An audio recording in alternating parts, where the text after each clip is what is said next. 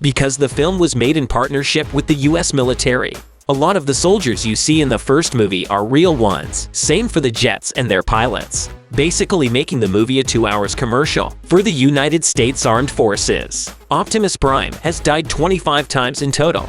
You either die a hero or live long enough to see yourself become the villain. Well, Optimus Prime has died a hero a lot. He's been blown up, stabbed, torn to pieces, and a lot more.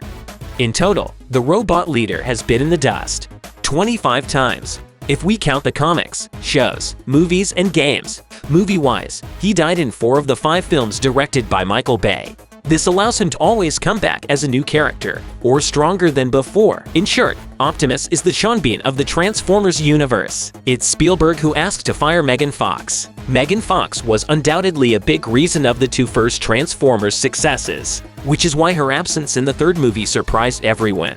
The reason for this sudden departure was a comment the actress made, where she compared Michael Bay to Hitler. He wants to be like Hitler on his sets, and he is. So he's a nightmare to work for. While Fox's representative claimed that she decided to leave by herself, most reports point at the studio and Bay. Michael Bay gave a bit more context in 2011, revealing that it was actually the executive producer, Steven Spielberg, who asked for it, with Bay asking, "You know about the Hitler thing?" and Spielberg answering, "Fire her right now." Hackers had a huge impact on the movie. While working on Transformers 2007, Bay's laptop was hacked, and some of the script and initial designs were leaked, which led to a wide range of reactions, from praises to death threats. Bay made sure to take into consideration constructive criticism. He changed major aspects of the movie, like Megatron's face. Even Optimus has seen changes.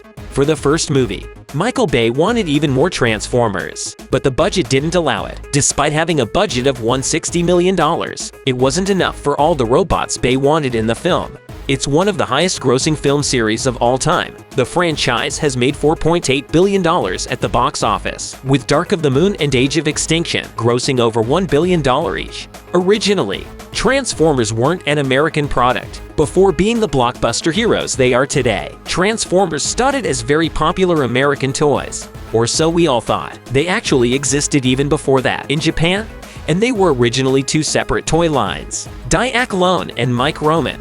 Hasbro bought the distribution rights for both of them in the 80s and rebranded them as 2 fighting clans in the same universe, thus creating the now legendary Transformers. It all started with a different Hasbro adaptation. In 2003, producer Don Murphy wanted to adapt G.I. Joe into a movie. But when the United States went to war in Iraq, Hasbro proposed to switch for another of their toy lines, and the rest is history. The Rock almost joined the Saga. After Shia LaBeouf's decision to exit the franchise, a star was needed to headline Age of Extinction, and who better than Dwayne "The Rock" Johnson for that?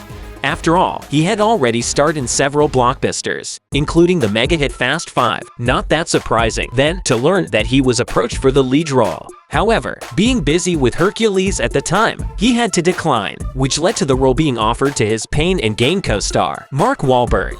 We can only imagine what the franchise would have looked like, with the biggest star alive at its forefront. I mean, who wouldn't pay to watch The Rock meet Optimus Prime? Nobody. That's who. Michael Bay wasn't a Transformers fan, at all. When a director takes on the movie adaptation of a cult property, they are generally very fond of themselves, and often spend time talking to the press about their everlasting love for the original anime, TV show, or toy. Well, as we know, Michael Bay is no usual director, and he didn't hide the fact that Transformers didn't mean that much for him. If not anything, before working on the project, he explained to Collider that, because of his age, he didn't really fall in love with the franchise in ADS. When he was offered the project though, he attended a Hasbro seminar to learn more about it, and was still not impressed.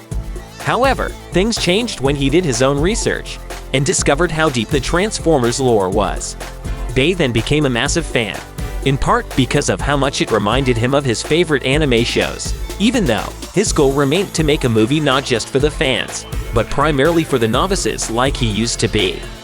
The writers' strike almost killed Revenge of the Fallen. During the transition from late 2007 to early 2008, the Writers Guild of America initiated a strike, causing significant disruptions throughout the film and television industry in North America. No project was exempt from its effects, including high-budget blockbusters like Transformers: Revenge of the Fallen. According to Bay, in an interview with Empire, the result was a main narrative hastily put together in just 3 weeks, which could justify some of the infamous plot holes in the story.